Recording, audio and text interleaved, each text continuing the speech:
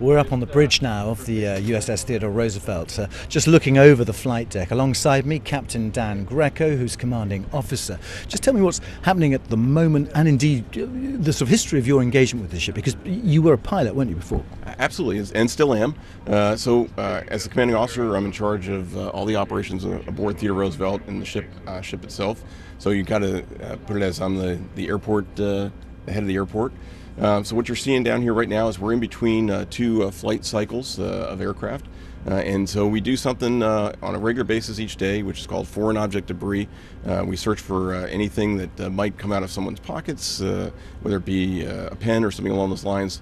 We don't want to, make sure that nothing goes into the intakes of the aircraft. Because that could get sucked in, and even though it might not bring the plane down, it would still do a lot of damage. It could damage the engine. We certainly don't want that. Engines are very expensive, and we don't want to do any damage to them. So we do FOD walk-downs each day to make sure that nothing is on the deck other than air, and so it's actually a very manual process. Everybody's looking at the deck to check for anything that might be there. You were in both Gulf Wars, weren't you? You still fly now. Now, why is that important? I mean, is it to show? Because the average age on the ship is in their 20s, isn't it? It is. And you're a bit older, aren't you? Just a little bit, not too much older, just a little bit.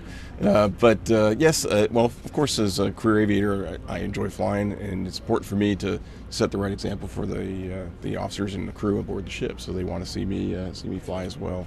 So I still fly from time to time, not very often. The business aboard the ship and making sure the ship is operating properly keeps me pretty busy on a day-to-day basis. Have you ever missed the hook when you've come down? Not that I would admit to.